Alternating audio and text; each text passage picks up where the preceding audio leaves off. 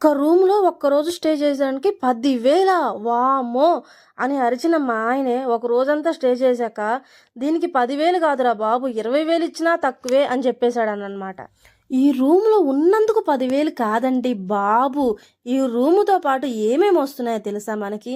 బోట్కింగ్, kayaking, zip line ఇవన్నిటితో water యాక్టివిటీస్తో పాటు morning breakfast, lunch, dinner, సాయంత్రం night camp firing, rain dancing, swimming pool, అలాగే పిల్లలు ఆడుకోవడానికి ఎన్నో వెరైటీ యాక్టివిటీస్, అలాగే వీటితో పాటు పొద్దున్నే మార్నింగ్ నేచర్ వాకింగ్ ఇవన్నీ కలిపి 10,000 అండి. ఇప్పుడు చెప్పండి, రూమ్ని మనం సెలెక్షన్ చేసుకునే దాన్ని బట్టి అమౌంట్ అయితే ఫర్ హెడ్కి తగ్గుతుంది. ఇప్పుడు మాకైతే 2,500 పడింది.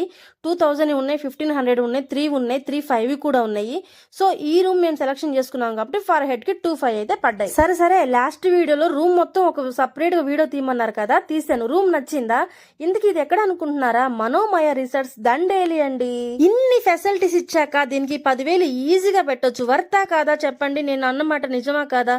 అయ్యే బాబోయ్, నువ్వు ఎంజాయ్ చేసేసి నువ్వు చూసేసి మాకు ఎటువంటి ఇన్ఫర్మేషన్ ఇవ్వకుండా మాకెలా తెలుస్తుందని చెప్పేసి మీరు అడగొచ్చు. అలా కాదండి. నెక్స్ట్ వచ్చి అన్ని వీడియోస్ చూడండి. వీళ్ళు పెట్టిన ఫుడ్ వీడియోస్ తీశాను, మొత్తం కాంపౌండ్ మొత్తం వీడియోస్ తీశాను, అలా వాటర్ యాక్టివిటీస్ అన్ని తీశాను. ఇవన్నీ వీడియోస్ చూసి అప్పుడు చెప్పండి వర్తా కాదా అనేది. ఇక్కడ నేను తలదూకుంటుంటే మా అబ్బాయి అయితే ఫొటోస్ వీడియోస్ అయితే తీస్తున్నాడు.